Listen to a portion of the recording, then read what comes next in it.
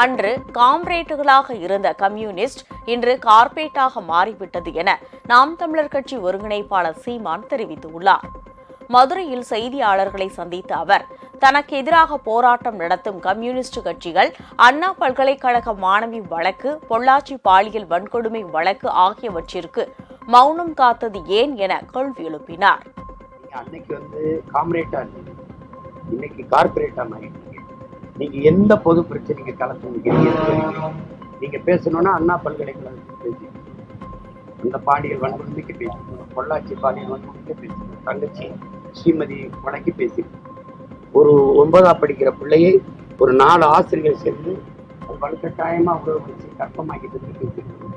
3 வயசு பிள்ளைய மயிலாடுதுறையில வன்கொடுமை செஞ்சு காயப்பட்டு பேசியிருக்கோம். மனநலம் பாதிக்கப்பட்ட பெண்ணை 7-8 பேர் சேர்ந்து வன்கொடுமை செஞ்சத பேசியிருக்கோம்.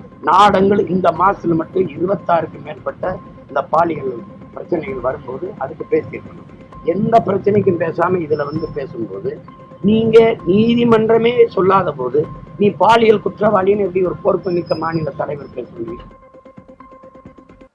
மேலும் முன்னாள் முதலமைச்சர் கருணாநிதிக்கு ஆண்டு முழுவதும் 100ஆண்டு விழா நடத்தும் தமிழக அரசு வாழும் நல்லக்கண்ணுவிற்கு விழா நடத்தவில்லை எனவும் குற்றம் சாட்டினார். வார்டு கவுன்சிலர் பதவி அனுபவிச்சது உண்டா? யாராவது சொல்லுங்க.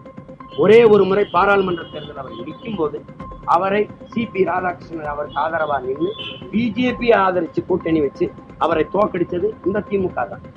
இன்னைக்கு இருக்கும்போது அரசு விழாவா எடுத்து இந்த கருணாநிதி ஐயாவுக்கு 100ஆண்டு விழாவை ஓராண்டு கொண்டாடுகிற நீங்கள் 100 ஆண்டை வாழுகிற காலத்தில் தொட்ட ஒரு மாபெரும் தலைவனுக்கு ஒரு 100ஆண்டு விழாவை வாழுகிற காலத்தில் எடுத்து அரசு விழாவை எடுத்து பாராட்டக்கூடாதா?